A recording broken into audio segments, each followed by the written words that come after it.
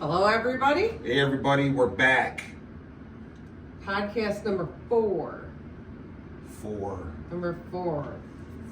They're getting easier. Yeah. Well, we just pretend like the camera's not there and just have a conversation. Yeah. Last week before we filmed, we were having a conversation about what we were going to talk about, and we should have been filming it. It was the whole time better than the podcast. Yeah, it was. So let's pretend it's not filming again. So today we are going to talk about down payment versus closing costs. What's the difference? Yeah, I get customers all the time. They ask me what their down payment is, but I know what they're really asking me. Yeah. They're asking me what they need to come to the table with. Every time somebody says to me, what's my down payment? I can tell them, well, your down payment's 10 grand, but you really want to know the total amount that you need to come to the table with, and they say, of course. Your total cash to close. Correct. Yeah, your total cash to close, which includes more than your down payment. Yes. And it can vary. Yes. Greatly. A lot, yeah. Yeah, it's kind of like a loaded question, Jane, how much are my closing costs? I mean, let me see the contract. You know? So I'm going to list just a few things that can affect your closing costs. So some are minor and some are major. But for example, if you're buying the house in a trust, now the trust needs to be reviewed. It needs to be prepared. And there's fees added. There's going to be costs, right? A POA. Yeah. You have to have somebody prepare the POA. Yeah. The POA's got to be recorded. There's documentation for the POA, so that could raise costs. And a POA is power of attorney. Correct. So at the very last minute, let's say you've got 2 buyers and one person can't show up to the closing, and they prepare a POA. Right. Now there's an increase in the closing costs as you're going through the transaction. Correct. If there's an HOA, sometimes there's setup fees, there's moving in, moving out fees. Transfer stamps can be a huge one in Illinois. Yeah, and every city is different, and the amount is different. Correct. Some cities may not have transfer stamps. They may just require a home inspection. Some require a home inspection and transfer stamps. Some are split between buyers and sellers. Chicago is going to be different than, say, Bolingbrook, right? They're all over the place. But transfer stamps. Condominium, if you're buying a condominium, we could possibly need a condo questionnaire, and those can cost money. Right. New construction. Yeah. That's a big one. When we see the new construction contracts, sometimes they're paying their normal seller closing costs for title, and sometimes the contracts say that they're not paying anything at all. And without us having that contract, we really wouldn't know any of that, what those closing costs could be. Paying points. And now we see something a little bit different too with real estate commissions. Sometimes that goes into the closing costs. So what we've noticed is that if you're working with an agent that goes over this and explains this, and they go to the seller to get the commission, there's usually not a problem. No. But there are times where we've had buyers surprised that they're actually paying any form of a real estate commission. And with the NAR settlement that went into effect last year, there are cases that will. And we don't know any of this unless we get the agreement. Correct, the buyer's agreement. The buyer's agreement. Which we've been told by some that we don't need it, and that's not true. I mean, we do need that because we do want to prepare everybody.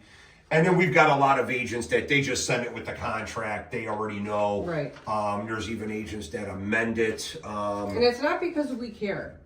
We just need those figures, so we're giving correct figures. Correct. Even if it's $500, $1,000, we need to have that file underwritten with those assets being subtracted from what the assets are that they have. Correct. Here's a great big one for closing costs: Indiana versus Illinois. Oh, big difference. I opened up a template before Jane and I came up here, and Illinois was about $7,388 for closing costs. Those are title fees, lender fees, appraisal fees, credit reports, recording fees. That doesn't even include transfer stamps. No.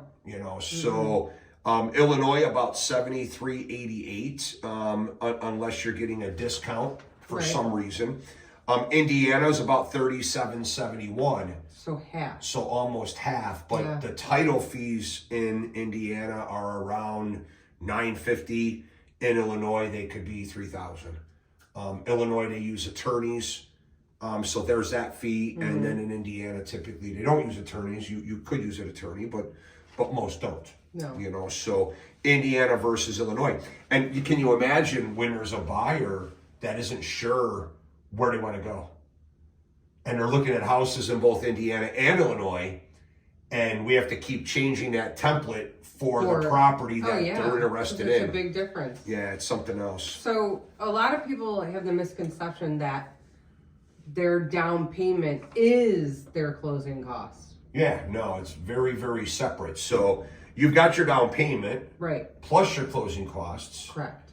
And then here's where it's like the Ginsu knife commercial. It just keeps getting better and better. Maybe I'm showing my age, Yeah, right, you are. with the Ginsu knife commercial, but it keeps getting better and better because there's down payment, closing costs, there's prepaids, Yeah. and then there's reserves.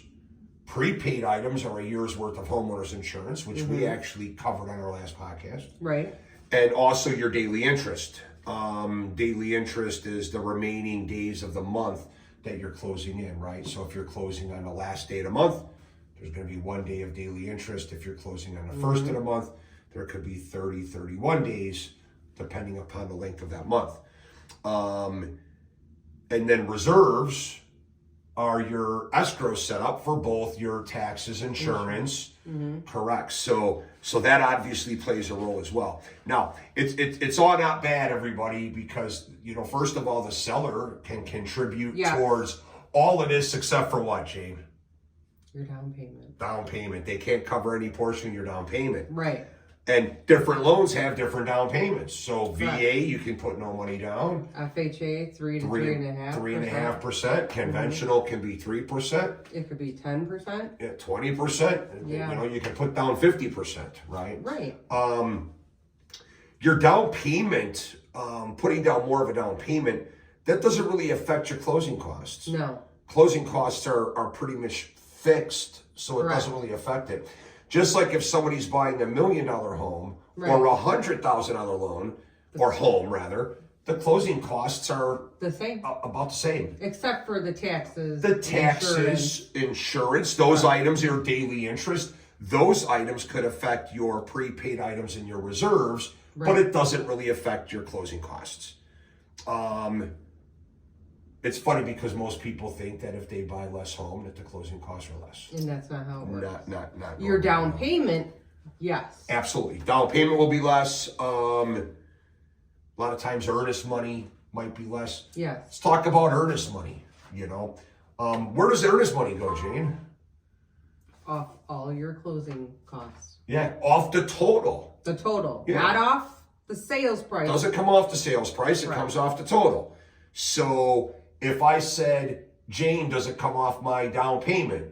She can respond back, yes. If I said, Jane, does it come off my closing cost? She can respond back, yes.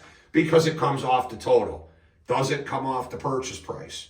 So if you put down $5,000 earnest money, and now at the closing, you take your down payment, closing costs, prepaids, and reserves. If that comes to $20,000, take off the 5, you need $15,000. And again, it's very important to understand that the seller can contribute towards your closing costs, your prepaids, and your reserves. Not to your down Not payment. down payment, correct. Once you cover those items, if there's any money left, the seller doesn't have to give it to you because it's specifically for closing costs, prepaids, and reserves. And a lot of the agents that we work with are very successful with getting the seller to contribute towards closing costs, prepaids, and reserves. And Jane and I have ideas on how you can get a seller to help contribute, but you can just give us calls and we can go over those items with you. Yeah. And down payment, remember, you're taking off equity for your home. You know what I'm saying? You're taking away principal. Yes. So if you're putting down $20,000, it's just $20,000 less than you're actually borrowing. Correct. If you're taking money from an annuity, from a 401k, any type of a retirement plan, typically you can pull out for the purchase of a home. Right. You can pull money out for your down payment, your closing costs, your prepaids and reserves. Right. And they just want to see a statement from us that actually shows how much that is. Okay. What else we got, Jane? I mean, that's pretty much it. It's just a big difference that people have a misconception about. So yeah, it's different on every transaction. The type of property can affect your closing costs. The state obviously can affect your closing costs. Yeah. We need to analyze. I always tell people we need to interpret a contract, because if you look at a state contract, typically it's even Steven. Like I feel like I feel like the protection level for a buyer and a seller are pretty equal. They're the same. Right. Yeah, pretty equal. But then you can get a builder's contract that basically says that, we're not going to pay these fees. We're going to push those fees over to the buyer. And we wouldn't know that without a contract. Right. If you're buying a Fannie Mae or Freddie Mac foreclosure, they tell you that they'll pay their title fees if you use their title company. Right. But again, we see the fees are a little bit lopsided sometimes when it happens. So, guys, I've spent hours reviewing builder contracts, Fannie Mae contracts, Freddie Mac contracts. They'll just call it a Fannie Mae addendum. So it's funny because the contract might be 9-10 pages long. And then there's the Fannie Mae addendum, which really should just say, throw away your contract because these are the real rules. It's like an addendum, but it's really like a whole new contract. Yeah, it is. And we need to look over those. So it's important to know too, that you're not only saving for your down payment, you're saving for closing costs as well. Correct. Unless you can negotiate it into the price. Yeah. Right. Yeah. You so are. Figure maybe 3 to 5% of the sales price. It's just going to depend. Yeah, it's hard, but to give people an idea of something. Even your insurance is being factored into that amount, and we don't know if your insurance is going to be $800 or $3,800. Yeah, you just can't tell. And that's very real. So, we really don't know what it is. But we can help dial you in. And we assume high on a lot of numbers. And then those are all adjusted because we have to show the actual cost of everything. The title company has to show the actual cost of everything. So your numbers could come down that way. And I would rather be higher than not enough. Yes. It's funny because in our industry, somehow the loan officers, the banks, became the general contractor of your loan. Yeah. So we are responsible for telling you what it is that we charge. Sometimes I wish that's all we had to do. But we have to tell you what everybody else involved is going to charge you. And we don't even know who those places or people are. No. We don't know who the title company is. We don't know what your insurance is going to cost. Correct. When we're pre-approving you, we don't know if you're going to buy a house where there's stamps or not stamps. And we don't choose any of that stuff either. We can't choose the title company unless no one's... Yeah, it's not us selecting this. So again, it's our job to let you know what everybody else is going to charge you. If you go to lender A, B, or C, realistically, they don't know what everybody else is going to charge you as well. So we're all guessing. Yes. I can guess high or I can guess low. Right. For your best interest, guessing high makes more sense because it better prepares you. And if anything, the number is going to be less. I can't remember the last time I've had a client that needed more than what they were thinking. It's always less. Yeah. Always, always, always less. The great news, guys, is that you can call us. We can go over this with you on an individual basis. We can really, really walk you through it and make things a lot easier. And we tell people, too, when you find a house, we'll look at the taxes. We'll look at certain things. If there's transfer stamps. Title, we're still guessing on title, but at least you have a better picture of where you're going to be. Yeah, when I'm working up a payment for somebody, I'm using a realistic amount for their homeowner's insurance. we look up the taxes. We actually go to the county's website and look up the taxes, and we look to see what exemptions are on those taxes. Because if you're buying a $750,000 house and the taxes are $1,300 a year, something's wrong. Something's not right. There's probably exemptions that you're not going to qualify for. Right. And I think you'd like to know that prior to purchasing that home, because if those taxes come out at $14,000, it's going to make a big difference. It's all about transparency, everybody, and we always want to be transparent. Yeah. And what we don't want to do is send you out there telling you that your closing costs are some ridiculous amount, because they may not be. One other thing that you got to remember too is that taxes in Indiana and Illinois are both paid in the rear, which means they're a year behind. So you do get a seller tax credit that can help to offset a lot of that number. Correct. And when I'm speaking to my clients and Jane are speaking to her clients, we both go over all of that in detail, including tax credits. Right. But we're not allowed to give you that tax credit until actually you're at the closing. Yeah, it's not your money until the closing. So we still may have to prove you have enough money to close, but that tax credit will offset that bottom line number. In some cases, in Illinois, when the taxes are high or late coming out, there's clients that really need no money to close. So later on they say, I did a loan with no money down, but that's not true. Right. They just didn't need money to come to the closing because they had a tax credit that was so large that offset that bottom line number. They still contributed to that down payment. Technically, yes. They still put down the down payment. Yeah. If they sold the house the next day, they'd have to pay the tax credit, and then they'd go, oh, what just happened? Yeah. Yeah, now you paid your down payment. Yeah. Okay.